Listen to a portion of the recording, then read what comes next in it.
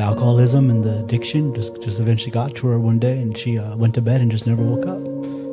Through that God is still doing something powerful and positive. So it's our choice. It's our choice. I could very easily throw up my hands and say, forget it, I don't want to do ministry ever again, and show the kids that we quit, show the kids that we're not going to keep going through this thing. My daughter could have, but I always had good parents. I always had good upbringing, morals, those kind of things. But for some reason, there was always just something missing. You know what I mean? So kind of ran the streets for a little bit, even though most people say, hey, you had the support system, you had the background, you had everything you needed to do to succeed, which I probably did. But just being in that area and just where I was at, I think most we're just young kids getting in trouble. You know what I mean? Young kids just run the streets of friendships. So kind of took a bad path that way, got into drugs, which a lot of us did, just kind of cope and just do what we do, So ended up leading to full-on addiction at some point in life as well. How long did that last for? Full-on, I would probably say at least, 7-8 years.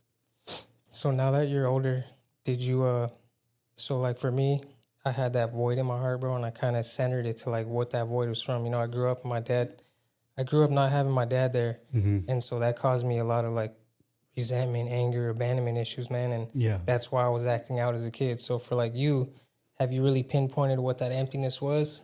I actually, that's a great question, man. I actually have not. Yeah. That's what I'm saying. Kind of like most people say, I can identify it to this one source. But I really do think it was just that void. I think that most of us feel that separation from God. Yeah. And it's crazy because even at a young age, I can remember with no understanding about who God is or how he operated or the fact that he wanted to have a relationship with us.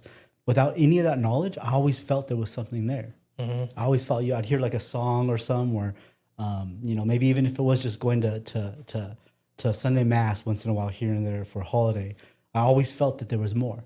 You know what I mean? And I think that was enough of a void to make me try to search or look for something more, honestly. It's crazy you say that because growing up, I always knew that there was something more to life than what I could see. And now I understand that it was like a deep acknowledgement of God. Like, I always knew, man, like there has to be something more than work, bills, like the things that I was seeing. Mm-hmm. I had the same feeling, like there has to be something more to life than this. It was kind of like trivial to me, and that's what left like you start wondering and looking, questioning the meaning of life, basically. Like, this can't be it. You know what I mean? Yeah, and it seems like all your I don't know about what was you, but I didn't have very many friends that kind of were on that same path or journey. It was almost like they were cool with all just the normal stuff, and I'm going like, this can't be normal. You know what I'm saying? There's got to be more than this. And it's like, oh, this is what life's all about. You know what I mean? Like, no, it ain't really. No. It's got to have something more than this. So I didn't really have that person there either to kind of guide me or direct me. Otherwise, it was only the big homies, Yeah. They were the ones that were always the ones that were like, hey, this is who you want to be. This is who you want to become. Following these steps and you'll make it to where you want to go. But always knowing there was something more, So now that you're older, you see that that was a lie, man. The deception that you were led to. And it's just people being lost is really what it comes down to, the blind leading the blind, man, now that I'm older. And it hurts my heart, man, when I see people still struggling, living that life, because I'm like, man, they're deceived. If they can change one thing in their mind, it'll click, just like it did for me, just like it did for you. They surrender and realize that God loves them. God has a plan and a purpose for their life, man. They can be freed from the life they're living. But some people just, they stay stuck in those lies, man. Yeah, for sure. For sure. I mean, it took a pretty big tragedy to kind of get me out of that mindset. One of my best friends, we run around and just little troublemakers, nothing really major. Ended up getting shot in the face. And I remember that was a wake-up call to my parents as well to say, hey, we need to get out of here. We need to kind of do something different for our family and for our kids. And I look back at that moment and that decision on my parents' part to say, hey, we need to get out of here. This isn't games, and this is our lives and all that kind of stuff, to where we were able to actually make a move. And that move was really good. It was really good to kind of get outside the element. And I think I don't think it has to take tragedy, but I do think it takes somebody saying, I need to get up outside of my normal surroundings. I need to change something up. I need to do something different. I can't just stay in the same space, in the same rut that I'm in. I feel stuck. You got to actually make some change if you really want to see something change in your life. And I look back at that, even though I was just in high school, but at the time going, hey, without that change, I don't know. I don't know where I would be. There's that saying that I always say, you know, nothing changes if nothing changes. Nothing changes. And I lived that life for 13 years, bro, just stuck in this repetitive cycle of wanting and needing change. But I thought doing the same things, being around the same places, something was going to change magically. Just some change is going to come change my life, right? Yeah. And I look back now and I'm like, man, bro, I was so deceived. I was so confused, man. Like, change is hard. And I tell people this all the time because I know a lot of people that are still in and out of the system. You know, I got quite a handful of friends, man, that are still living that life. And I tell them, like, you know, for me, it was like the hardest thing is staying out of prison, staying off the street, like all the things that I used to do that I want to do. Like, it's hard waking up, going to a job every day, being a man, taking care of your kids. Like, this is hard, bro. I used to think what I was doing, being stuck in a cell was hard. That's easy compared to being responsible, being a man. Like, the real life. It's hard, bro. Yeah. And if you weren't taught how to do it, or you didn't have a prime example, like, of a godly man in your life, how to treat your wife, how to treat your kids. And I talked about this on maybe 2 episodes ago, that I'm here right now as a man of God, trying to learn to be a man of God, trying to learn to be a father, trying to learn to be a husband, all while going through the things I'm going through as a man in my own life with God. So it's a hard thing to do, bro. Like, you're learning, but you're trying to teach someone at the same time, you know?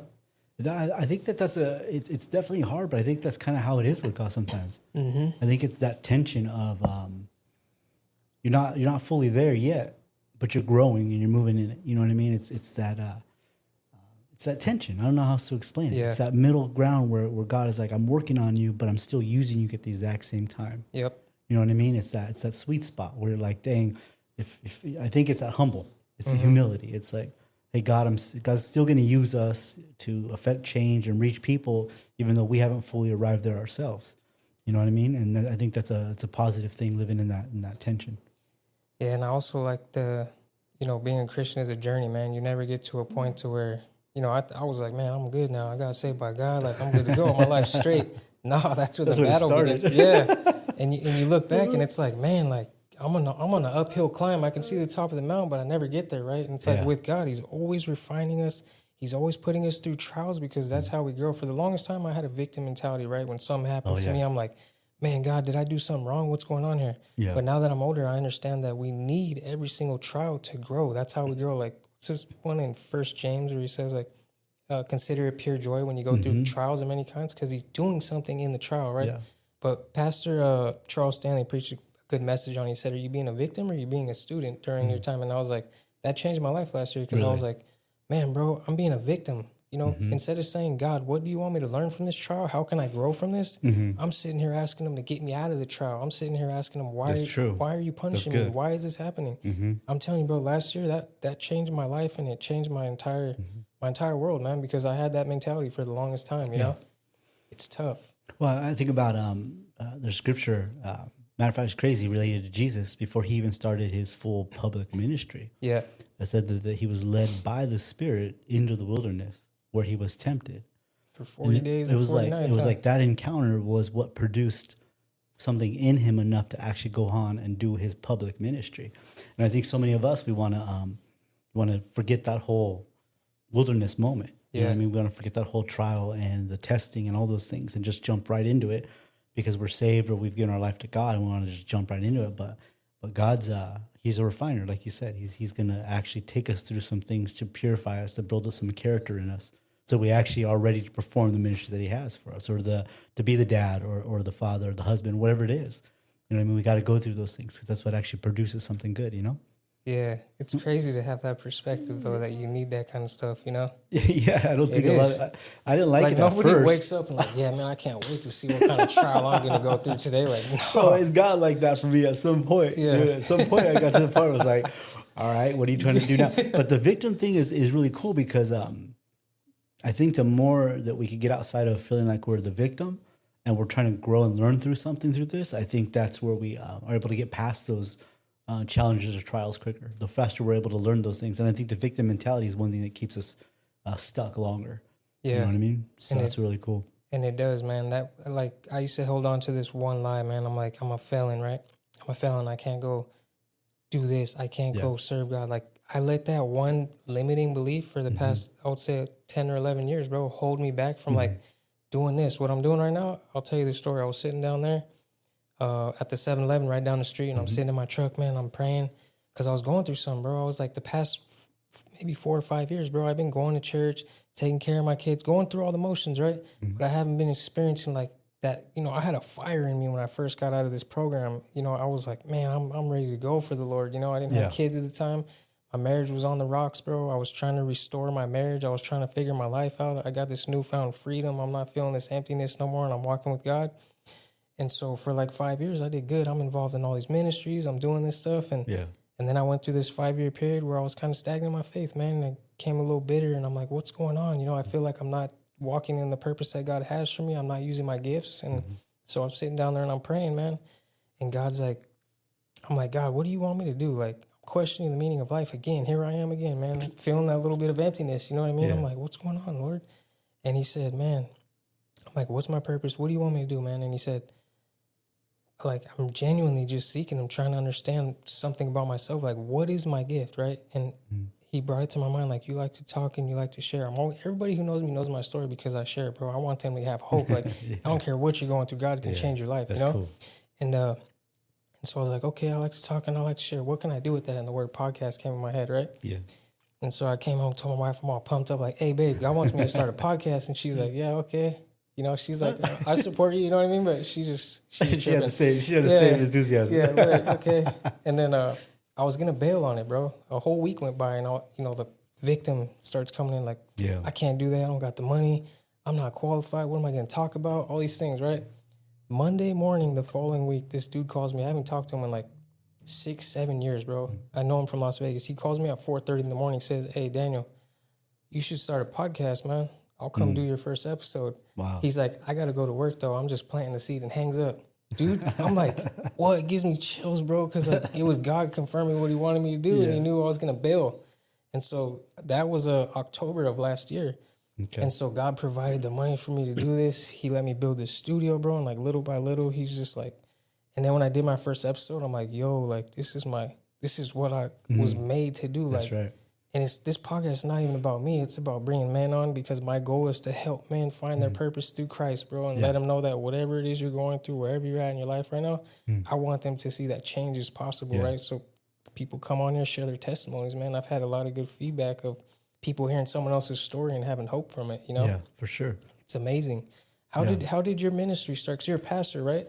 I'm a pastor. I've been pastoring for about 20 years. Oh, wow. Yeah. How'd that come about? Dude, it was a miracle, really. Outside of when I was just doing all the things I was doing, my girlfriend at the time, who later on became my wife, got pregnant, and that'll be something for a man. You know, when you know that life's about to be real in that way. Yeah, we're about to be a father. And then she actually started going to church little by little, and I remember thinking like, we always just did our thing, partying and stuff like that. And we'll be talking on the phone at night and stuff, and she starts to say, like, I'm going to go because I'm going to go read my Bible or something like that. I'd be like, hold up, wait, hold on, who's taking my time away? Yeah. You know what I'm saying? Is this guy named Jesus, right? Yeah. It's like, I had to find out who this Jesus was. And I remember around the same time, my uncle, he was a heroin addict on the streets of Oceanside. And his life was miraculously touched by God as well. Somebody handed him a flyer, and that's all it was. It was somebody handed him a flyer. He was on the streets, all just all doing his thing, nowhere to go. And he was invited to this church. And something in him told my uncle that he needed to go to the church to find the guy who handed him the flyer, to ask him, why me? Like, why would you find me worthy to hand this flyer to? So he ended up going to that church, ends up giving his life to God, ends up becoming a pastor.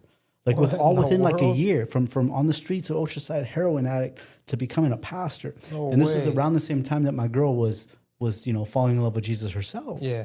So we ended up going down together to my uncle's church just because I'm gonna just check out my uncle, because I can't believe it for myself. I'm like, I know Uncle Glenn. I know Uncle Glenn. This has got to be something. This is the newest thing for Uncle Glenn, right? You know. And I go down, and believe it or not, even though that church was crazy, there's nothing appealing about it at all in the natural. I ended up giving my life. And from that point on, the addiction. Oh, you went there that day? I went there like that same time. The Yeah. very first time I ever went to a church. And he was preaching and you gave your life to Christ? Yeah. That's powerful, bro. So he went from the streets, being a heroin addict, to a year being a pastor, and then helped you come. Yeah, same exact thing. Amazing, so I was about to be a dad, still doing my thing in the world. Ended up in this church that I had no idea how I ended up there. I have no idea. Couldn't tell you what the message was about. Matter of fact, how long ago was this? It was 26 years How ago. old were you? 19, 20? I was about to turn 21. Okay. Yeah. About to turn 21, yeah. And, yeah, I ended up giving my life. And it was right after that I felt a call. I felt to pursue kind of like what you're saying with this, just to go all in with God. Yeah. And it was about 3 years later after that, give or take. I was working a warehouse job overnight, did a graveyard shift, and ended up getting an opportunity to speak at this one place. And before you know it, it just took off from there. Within about a year from that point, I was full-time ministry, doing everything, raising a family, delivered from addiction, delivered from all these past things, and kind of just went off and pursuing and serving God with that fire to let other people know about where life can come from, where healing can come from, where deliverance can come from, where hope can come from, all those kind of things. So, but yeah, man, it was a wild ride. It really was. That's a crazy story, bro. Yeah. So where's your church located? I'm not actively pastoring right now, but I've always pastored up there, up north, Temecula, Marietta area.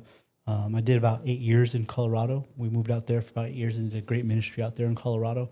And this is kind of where I do want to take this, my testimony, my story. Later on in life, because ministry is not easy, bro. Yeah, it's hard. Those of you that may be in ministry, or even if it's just bivocational or volunteering, even there's a battle that comes with that. Anytime you're taking ground for God, like you can't be passive with that. You've got to understand that there's an assignment in that. Yeah. And that with that assignment comes some battles and some trials. And as men, if we're not holding down the things and the ministries that God has given us, our family, our children, if we're not fully being present and aware of those things, the battle's there. Yep. And later on in life, my ex-wife, she's now passed, and I'll get to that in a minute. Started battling some mental health issues, and mental health and the church are it's a tricky thing. You know what I'm saying? Like it's not like there's a lot of programs in the church for mental health or resources. And then you couple addiction or alcoholism with that, the double-headed dragon type thing. It's a warfare that's really challenging in that sense, and we encounter that in our own home, even in ministry. Even as I'm preaching on Sundays, preaching on Wednesdays, holding down the word, seeing people delivered and saved. And then I remember coming home to my own issues with my wife, where she's battling mental health issues. So it's crazy. So she passed away. She passed away. It was just too much. Years went by. Just a refusal to kind of get help or even acknowledge it. That the denial. Sometimes it's a lot to get past, and despite a lot of faithful people around us, despite a lot of family and efforts to have hopefully get help, when you don't really know what that step is or that path is, it's really hard to find that help. Especially if you're pastoring or you're some kind of leadership role. Sometimes there's this reluctancy to just come right out there with all your baggage, right? Because you're supposed to be the one holding it down. You're supposed to be the one, doing the thing. So you don't just run out there and say, hey, you know what, we need some help. Sometimes you try to pray about it. And I'm all for prayer. Trust me, I know God works through prayer, but sometimes prayer can be passive. Sometimes you can be passive in your walk. Sometimes you can be, sometimes when you just need to do some work, you just need to do some work. You know what I'm saying? And I think there was a miss there at some point, and she ended up going off and doing her own thing in life. And I was with the kids. I have 4 beautiful children. They're all serving God, loving God to this day. But she went off and did her thing for a while, and the alcoholism and the addiction just eventually got to her one day, and she went to bed and just never woke up. And that's heavy, bro, especially in church. Yeah. You know what I'm saying? It's especially with the kids too. With the kids. I could imagine, man. They lost their mom. That's a tough thing to Yeah. go through. Especially, and that's tough, bro. Well, it is, and that's what I'm saying. Like, if you know, the people out there listening right now, I mean, you know, don't be too proud or have too much of an ego to try to go get help when you need help, or act like God can and will come through. But there's also work that we got to do in that. You know what I'm saying? As we're praying, there's action to take. Yeah. You know what I'm saying? I associate that to our walks with Christ. Just because we're saved, that don't mean everything's fixed, right? Like you got to go through this transformation process, but it requires effort from you to take the steps to get to the transformation, to get to the end, right? Like we become a new creation when we accept Christ. Immediately you're a new creation, you're saved, name in the book of Lamb. But you have to take, like, over the years, I didn't work on myself, bro. I didn't, you know, I was just going through life, taking care of the kids, taking care of the family. But I didn't take the steps necessary to heal. I had a lot of childhood trauma. I had a lot of things I've been through and a lot of things I didn't address, bro, that were just lingering in there, right? And your heart becomes calloused when you don't deal with the things. Yeah. Whether you're a Christian or not, you'll see a lot of sour Christians. You'll see a lot of people who are in ministry and say that they're Christians, and you can see that they have some things going on internally that they may not be dealing with because they're not putting the effort. So it's like you're saying, like, our walks with Christ requires a lot of effort from us. It's not all God. Like, we have a part that we need to do to get to where he wants us to be, right? Yeah, for sure. 100%. It's like going to church. Just because I'm saved, I have to wake up, get dressed, and go to church, get myself there, right? God's not just going to move me over there. Like, you got to make the effort. What's one thing, though, if you could tell somebody right now who has a child or a loved one or a wife or a husband who's battling mental illness, like, what's the most important lesson that you learned from that you could give them hope to that situation?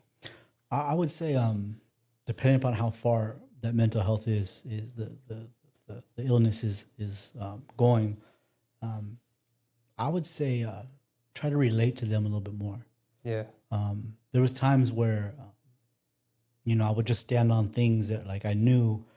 Let's just say they were hearing borderline schizophrenia or something like that, where you know, they're hearing voices or they're thinking things are being said or whatever. And instead of just saying, hey, like, no, that's not happening, and almost like dividing a line, like, you're crazy and I'm not crazy. Yeah. I would probably be a little bit more sensitive if I had to do it again, and be a little bit more like, hey, you don't, not just like, hey, you need to go get help and let's figure this out. Even though those are all factual things, even though I was speaking truth and facts, sometimes I think that people just feel alone. Sometimes I think people just feel a little hopeless. You know, sometimes I think people just need somebody to sit there with them and listen. You know, whether you have the right position or not, whether you're speaking truth and they may not even be speaking reality. But I think sometimes just having hope is huge, bro. A hopeless situation, bro, that's a killer. You know what I'm saying? That when there's no light, when you feel stuck, there's no way out. And you think the people around you are actually not even understanding you or hearing you too. I think that could be a really, really difficult situation. So I would say just be a little bit more sympathetic, compassionate. Still, obviously, fight to get help, but at the same time, don't draw a line in the sand. You're on the same team no matter what, you know, and let them know you're there no matter what. You're gonna see them through it. So that's great advice, man. How about healing, bro? Since I was just talking about healing, like, I'm sure that caused a lot of damage to you, to your children. Like, if someone's going through that situation, what hope can you give them from healing from that? Because that's a tough thing, not only for you to heal from, but you got to be there for your children as their mother passed away, right? Like, what did the healing process look like for you? How did you get back on your feet after that, man? Honestly, I'll tell you, after she had passed, you know, sitting your kids down in a room and you know, telling them that their mom's passed. I mean, you know, it's a whole other thing, bro. It's a whole nother, you know, it's a whole nother hurt, man. We sat there for an hour with no words. Everybody just cried. Yeah. For 1 hour. Just no one said one word. That stuff will change you, you know, and I think healing is all, like, different for everybody. And it comes at different times. For me, being a dad, I think I went into protection mode for so long. It was just all about the kids. I had to protect. I had to hold it together. I had to do those things. I probably didn't start my healing process till recently. How long has it been since she passed away? Only 3.5 years. Okay, yeah, so it's still pretty fresh. Yeah. So I think when you're a dad, I think you go into protection mode. You kind of want to see the kids get healed. You kind of want to be there for them. You know, you don't want to break down always. I mean, be vulnerable with them. Yeah, but not all the time. They probably you wear have to on be them, that one, you know. And so I think after they got healing, I think I finally started allowing myself. Once I kind of started to see them kind of progress in their calling and what God has for them, I think that's when I kind of allowed myself to start to feel those things a little bit more unintentionally. I think I just automatically operated that way. You know? Yeah, you probably didn't have that guard up anymore. Like you're focused on this. Yes. Now that they're comfortable, so now you're comfortable. Yeah, I let the guard down, go, unknowingly even letting it down. But then all of a sudden feeling these things that, I hadn't really felt or, but so it's pretty fresh as far as that healing process goes. And I think that goes with everybody. I've seen some kid, like one of my daughters seems like she went through the emotions of it right away. Mm-hmm. Where my son would say it took him a year and a half even just to really break down and to see that as a reality. So I think it's all different. But I would say just lean into whatever you're feeling. Don't push it away, Yeah, don't run from it. Don't run from it. Yeah, feel it. It's crazy because, like I said, I didn't work on myself, and I was 31 years old. I'm 36 right now. And, I told you my dad wasn't around when I was younger. And I forgave him when I was young. He came back into my life when I was about 21. He wrote me a letter in prison, said, "Hey, son, I'm sorry. I want to be a part of your life." He had addiction issues. He was running the street, and I related to that because I'm sitting in the prison cell, you know what I mean? Mm-hmm. Did the same life. Yeah. So I related, forgave him instantly. But I realized I forgave him with my mouth. I didn't forgive him with my heart, right? So I still had this thing in here, and I didn't know it. I'm sitting in church one day, bro, and there's this guy right in front of me, and he has his son on his shoulder, bro. The kid's sleeping like peacefully, man. And I'm just looking, bro, and I start crying. Break down, start crying. I'm like, man, God, what's going on? I realized that I still had some rooted issues in there from that situation that I didn't deal with. I didn't acknowledge it. I didn't give it to God. I didn't ask God to help me, So I'm right there in church, man, asking God, man, God, deliver this from me. Take it from my heart. Like, I don't want this pain no more. I don't want this anguish, And it's important now, man, that I'm a father, that I work on these things, because if you do not, I promise you, everybody who's on here listening, generational curses will continue. If you're not the chain breaker in your family, if you're not the man who's going to say this stops right here, whatever is happening will continue happening, That's right? So true. My mom was a drug addict. I became a drug addict. Like, her parents were in the same boat. Like, it just doesn't stop unless somebody breaks the cycle, man. And that's an important thing to do, breaking that cycle. Yeah. And it's amazing now. My 4-year-old son, bro, like 2 weeks ago said, "Hey, Dad, I want to pray the sinner's prayer." And I'm like, "What? 4 years old, you can't even tie your shoes. What do you mean you want to?" You know what I mean? I was like, I couldn't believe the words that came out of his mouth. He was asking me and my wife, and I was like, bring tears in my eyes, bro, that my children are like wanting to seek God.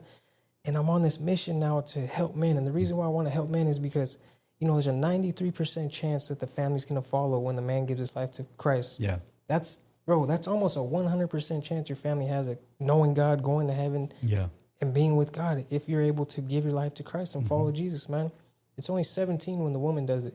So really? It's 17%. So it's amazing that the responsibility that we have. And the message today was about the same thing, man.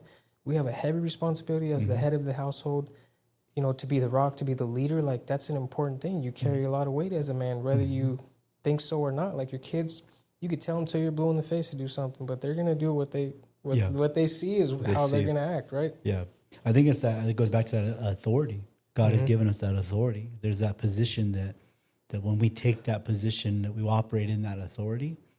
When we take that spot that God has blessed us with and allowed us to be that influence in the home and in our family's life, we have to take that position. We have to take that position with purpose and understanding of that position. But yeah, man, I think you said something powerful too with the generational curses. I think there has to be that one because dysfunction always wants to duplicate itself no matter what. It's natural for dysfunction to duplicate itself. But it's not natural for somebody to step up and be like, "Hey, I'm going to be the one that stops this chain."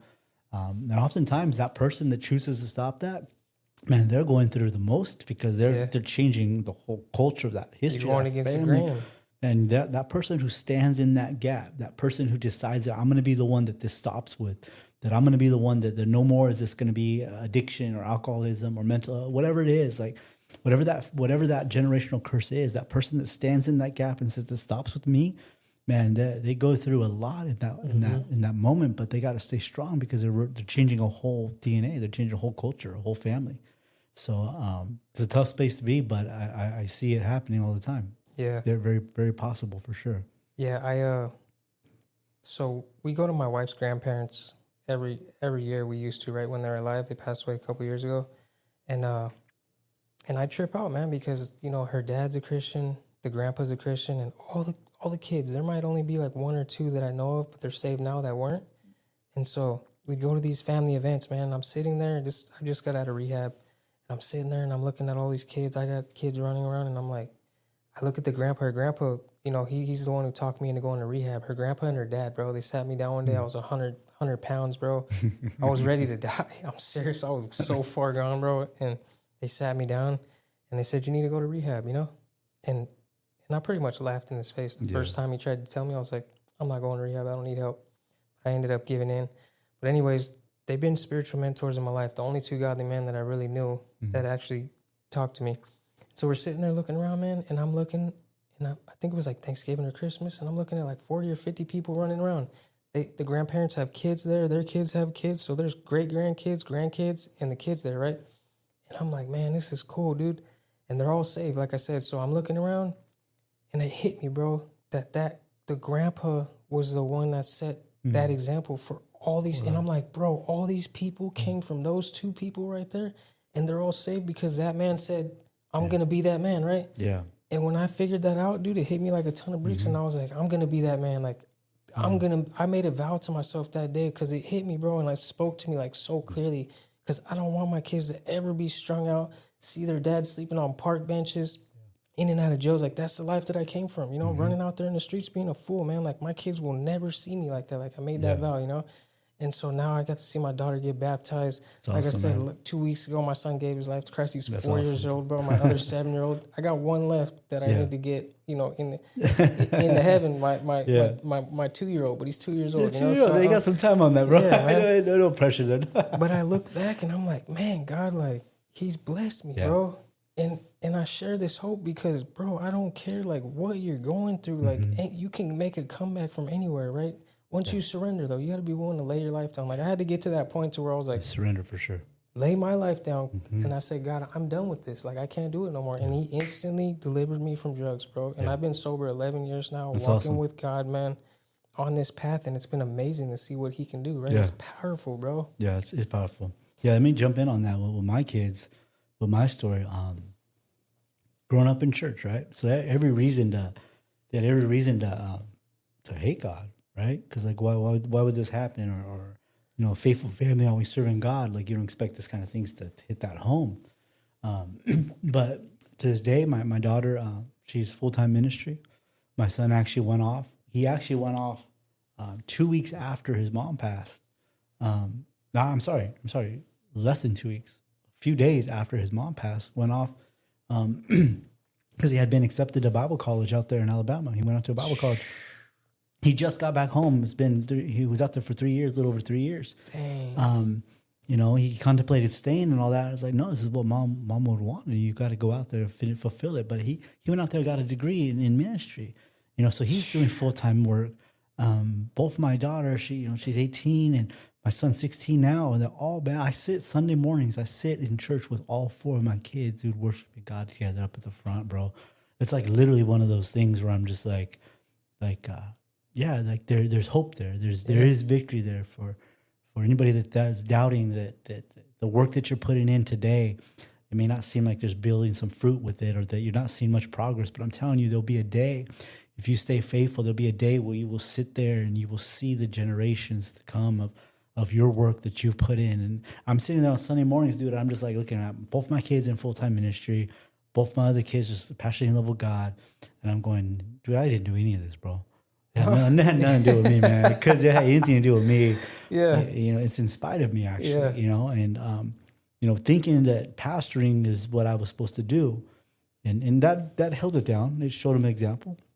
But reality, God is good, and you know, he'll pick up the slack, he'll pick up the lack, and he'll actually you know, if we stay faithful, he'll love on the kids for us. He'll see them through as well. So, what was the like raising their kids, man? If you could give some hope to someone out there that's trying to raise a godly child, like what were the non-negotiables for you with your kids? Like, was it prayer? We got to read. We got to go to church. Like, what were some of those seeds that you planted in them to get them on the right path? You know, I think non-negotiables. I don't know if we had set non-negotiables. They knew how we operated. They knew how the home operated, and definitely church was part of that. But I was pastoring as well. Yeah. So, but I always wanted to make sure that their faith was going to be their faith, not based on my faith. You know what I mean? Forcing it on them. No, I didn't really force it on them too much. Yeah. They had to go to church with me once a week. If it was going to be youth ministry or whether it was going to be Sunday, whatever, they'd have some kind of involvement. But I let them pick what that was. But no, I think just staying consistent and staying true, and through all the hard times that you're going through, staying faithful and them seeing that, I think was a huge part of their development and their faith and their growing. But I will say this though, transition into kind of what I'm doing today with run a mentorship program. And I'd been working in church, like I said, for forever. But my daughter particularly my younger daughter, she had a really tough time with a lot of this. And she was really mad at God, and justifiably so. There's a lot of issues there.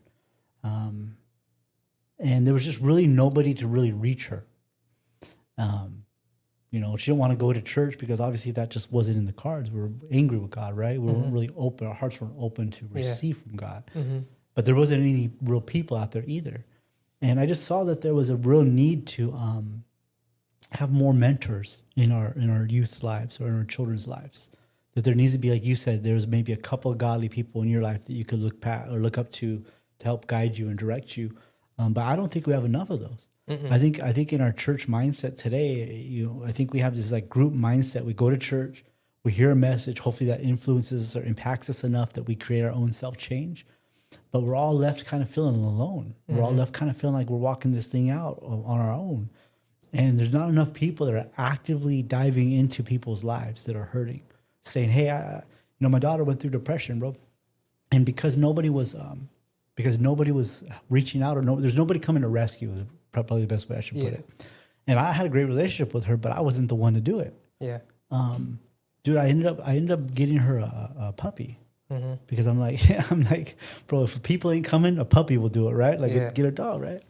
And bro, it worked wonders. Like this dog brought life back in her. She ended up getting a job, but she was in full depression, bro. She wouldn't get up and clean. Sometimes not even shower for a few days. Just stay in the room, in a dark room for about a year. Well, this puppy dude worked so good that she ended up getting a job. She ended up getting a car. She ended up getting her own insurance even. Like, come on now. I was like, she's a full-on functioning adult at this point. And it was all because the dog. And crazy story, bro. To the day, like 2 years after her mom passed, to the day, this puppy runs out into the road, bro, and gets hit by a car in front of her, dog, and passes away right in front of her. Same day, 2 years later? Same day, dude. The exact day, dude. And this was 2 days before Christmas, too. So this is like a time that's supposed to be like full of joy and all that, right? Dude, this is just like, when you talk about like trials and all that. Yeah.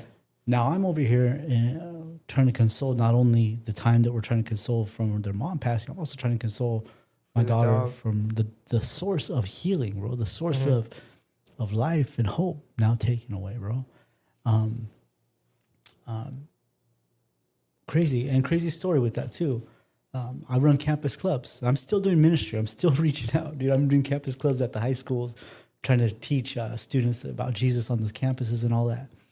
And the person who accidentally hit the dog, hit our dog Oakley, I go to the vet because there's this process that happened where he was kind of still alive and ended up passing away at the vet. Well, I go there and the family's there.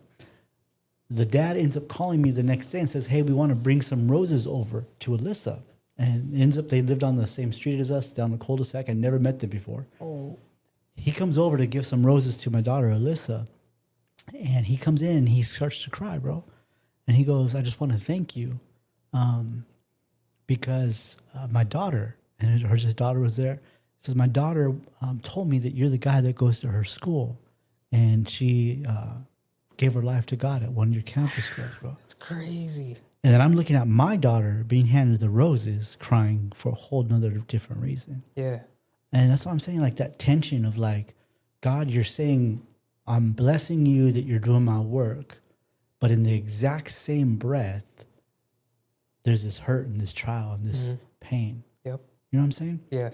And it's like that. It's those moments where you're kind of like, God, I don't fully understand it all, but that surrender, like, hey, I'm gonna just do your work, do your will. I'm gonna follow you in spite of. But to this day, I'm gonna tell you this right now. Through those hard times and those things that you look at it, and trust me, it's 2 days before Christmas, and I'm sitting there going, God, what are you doing? Trust me. To this very day, my daughter, has recommitted her life to Jesus, has doing her devotionals every day, doing the whole deal, putting in the work. And so I say all that story to say, no matter how hard like life might feel or seem, or how alone you might feel like you're in this by yourself, as long as you keep that hope, God can restore any story, bro, and He can do anything. Amen. And it's crazy. It's crazy to see my kids. You bring up your kids. I'm crazy to see my kids loving God with all they've been through, and it's a story that God can and will do those things that you pray about, those things that you're diligent about, those things that you say, God, I don't know how it's going to happen, but I'm trusting you for. I'm going to stay faithful in the authority and the purpose that you have given me. I'm going to stay in this space, even though I feel like I want to break and I have nothing left at all. Like I'm about to crumble myself. I'm going to stay in this, So I really do feel like there's that fruit from that, honestly. Amen. That's powerful, man. That's very powerful, because you know what? Like we were just talking about that earlier, going through trials, man. There's a lot of things that happen that I don't understand. Yeah. And I got to trust God, man. I got to lean on His word, man. And Romans 8:28 is one of the ones that I really lean on when I don't understand things. Like, I don't understand how God made us, right? He tells me how, but I don't understand. Like, our mind can't comprehend that. Your mind has 100 million photoreceptors in it, bro. Like 100 million little particles in your eye that make up your eye that scientists try to replicate and understand, and they can't replicate it. They don't understand how, right? I don't need to know how my eye was made. I just need to know who made it. And so I try to think about like these things that I can't wrap my head around, like God's love. Like, could you imagine sacrificing your son? If I say, hey man, I need you to sacrifice this dude for all these people over here that are doing wicked things.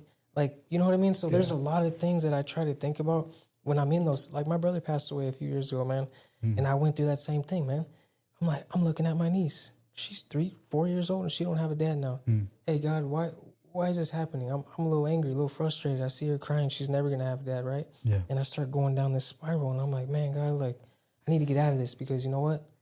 I don't know everything, and I'm not going to know everything. Like, our minds are finite. God's infinite, right? Like, and so that's powerful what you said about just trusting in God when you're in those moments, because if you try to lean on your own understanding, you're going to be in a world of hurt, and you're never going to understand. There's some things we may go through that we will never understand why they happen, how they happen, like. And it's not meant for us to understand. God's just saying, trust me. Give me your burdens, right? Yeah. He tells us, He gives us the plan, and then it's up to us whether we want to do it or not, right? Yeah. My burden is light, my yoke is easy. Like He tells us exactly how to live our lives. But unfortunately, we have a flesh that wants to pull us away from everything that God's trying to do in our lives, man. And that's why I relate to Paul so much. He says, why do I do the things that I don't want to do and things that I do want to do? I don't do those things because I wake up every day and I tell myself, I'm going to do this. I'm going to do this. I'm going to be patient with my kids. I'm not going to get angry today. Yeah. And then what do? I go and get angry with them. I'm impatient. You know what I mean? Like, it's the life we live, man. And, but we got to appreciate like both sides of the struggle, man, because if you look back in your life right now at the most painful thing that's probably ever happened to you, and you look at what it did to your mind and your faith and how you're working through it, you understand, okay, I needed that to get to where I'm at today, as painful as it was, as bad as it was. And like, it took me a long time to understand that and have that mentality. Like, I needed every single thing that I went through in my life to get to where I'm at today, man. Like, that's a hard thing to come to terms with. You know what I mean? Well, God uses it. You know, He doesn't waste any of that pain. You know, even though He's not the orchestrator of it, or He allows there to be certain things that we'll take those things and we'll use them. You know, He'll use all the things for His glory. You know, if we allow Him to, if we surrender those things to Him, or we could just keep them as pain. We could keep them as hurt, and they could kill us. You know, they would eat us from inside, or we could use them for the purpose and bring fruit from them and purpose through those things and see that, hey, through that God is still doing something powerful and positive, so it's our choice. It's our choice. I could very easily throw up my hands and say, forget it, I don't want to do ministry ever again, and show the kids that we quit, show the kids that we're not going to keep going through this thing. My daughter could have hated God for the rest of her life if she wanted to. And I can't be mad about that. Yeah. I don't understand what you're doing, God, but I can't be mad at her for hating you. This don't seem fair. Yeah. It doesn't seem fair. Yep. But at the end of the day, you could either hold that hurt in, or you could just be like, hey, I'm going to still trust God. Amen. And when you surrender that, fully surrender that, he begins to use that. And then it brings purpose from that pain. And then that's when you start to see other people's lives affected, like what you're doing here right now.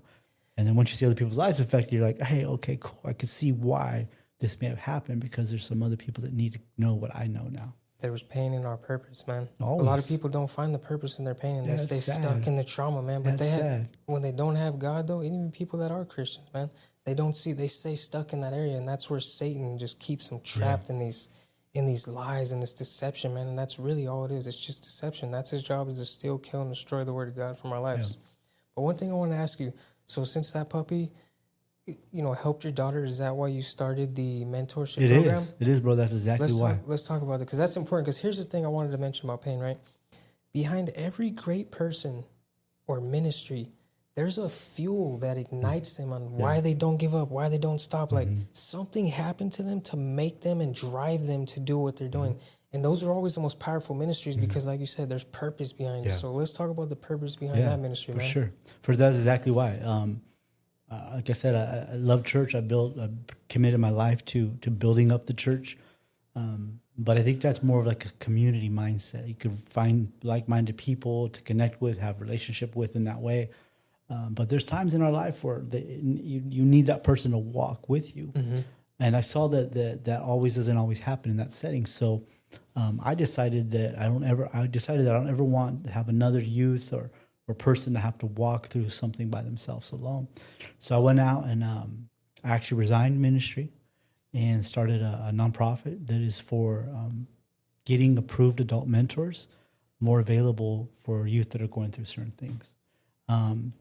So we just basically provide social emotional support by the way of adult mentorship for youth that are going through things, particularly with foster students. So if you're foster care or you're in the system in any way, we try to come alongside of them and help them, providing mentorship, one-on-one connection with them.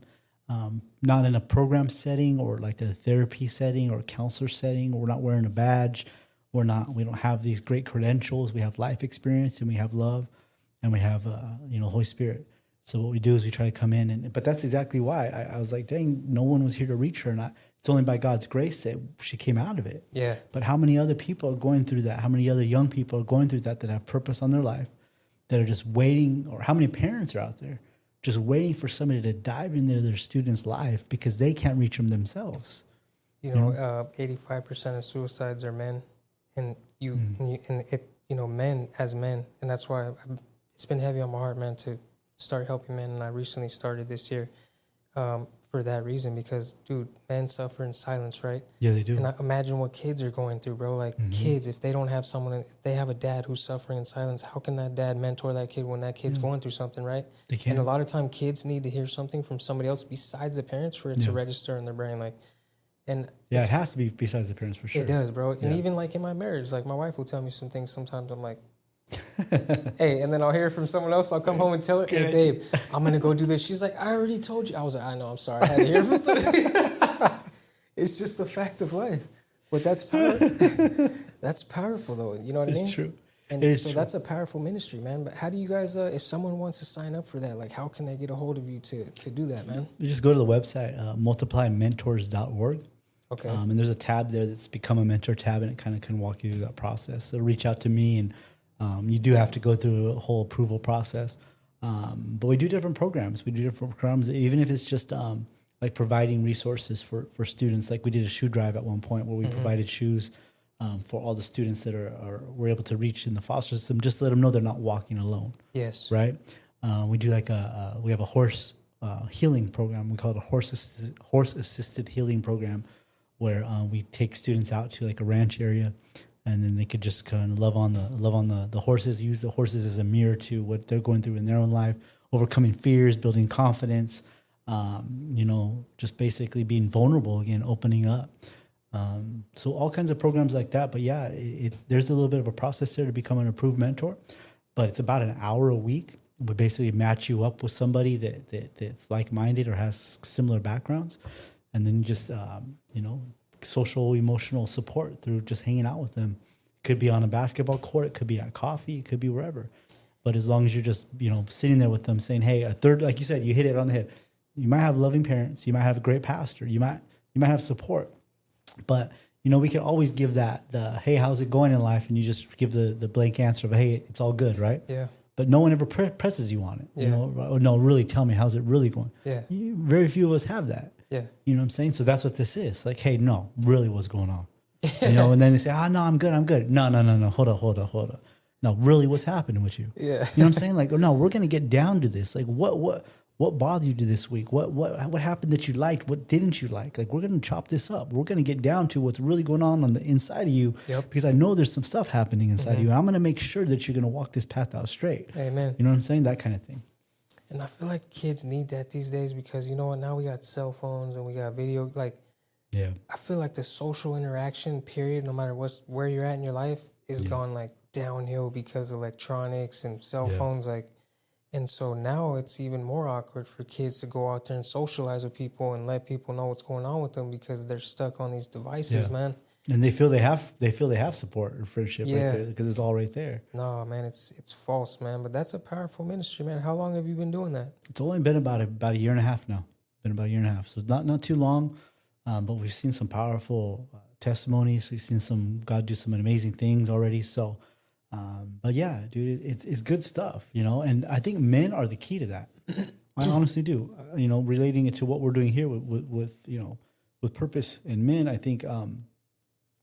I think the more that men take that rightful authority, that place, in not only in their home but in their children's lives, it lessens the need for that mentorship. But at the same time, men acting in that authority as a mentor to some other man or another young person or a young adult, say he's a 19-year-old kid going through it, and you've already been through it, and you're not doing anything with the thing that you walked through. You're not letting that be a filter through you to somebody else. You begin to find your own purpose in life when you begin to allow it to flow through you. You know what I'm saying? And I think men, we've been through so much stuff. It's time to stop just being on the sideline and silently hurting, like let's use some of that stuff that we walked through, and pour it back out to some young men that need that. That's powerful because it wasn't for no reason that you went through everything that you went through, man. And that's why I'm willing to help, and I find the most value in it because it's not just helping them, it's helping people. When you serve others, when you truly serve others, and you look at Jesus' ministry, right? What did Jesus do for majority of his ministry? He was always serving. Why was he doing that? Because there's power in serving, edification. I'm helping you, but you don't even know you're helping me more than I'm helping you with the things that you're helping me heal. Even doing these podcasts, I'll be talking to people and I'm healing while I'm talking. I'm like, oh man, I still got something going on. It's powerful in our words, right? And what are we doing? All we're doing is talking, right? And that's why I love the verse that it says about the power of life and death is in your tongue. What are you doing with your words, bro? 90% of the time we're talking trash. We're speaking death. We're throwing things out there that we shouldn't be. Your words have power, man. Yeah. Think about when you got saved. You heard some words and it made you change your entire life, right? Yeah. And so I've really been focusing on that lately. My words have power, bro. And it's powerful when you're speaking. You're literally speaking life into somebody. When you're helping these kids, you're speaking life into this kid. That kid's going to remember that for the rest of his life. Anytime I heard the word of God when I was younger, I remember exactly to the T who was telling it to me because it was powerful. It does something to your brain, right? Yeah. And I always think that's so amazing, man. So I encourage everybody out there right now who's not feeling like you don't have a purpose or you don't have a path, man. God has a plan and purpose for you, man. And all the stuff you went through wasn't for no reason. It was for a specific purpose, man. When you come to Christ, he takes all those things and he makes something beautiful out of them, man. And it's like making ashes. He brings glory out of what used to be a reckless circumstance. He'll turn it into something for his good, not for my good, not for your good, for his good. Yeah. That's why I love Romans 8:28, man. It says that specifically, and I've always leaned on that scripture when I'm going through something. Yeah. Especially when I'm in the trial, because when you're in the trial, you're like, man, I don't see no good coming out of this right now. No, not right now. But yeah, man, I appreciate you coming on here today. Sure. I think we had a good episode for sure, and I'm gonna attach all your website and everything. That way, people could get a hold of you and your nonprofit if they want to sign up. Yeah, that'd be great. I think that's a powerful thing that you're doing, for sure. Man. I appreciate you letting me on, for sure. Yeah, I'm going to pray us out real quick. Right on. Father God, I thank you for all you're doing in our lives right now. Thank you for Mike's Ministry, Father.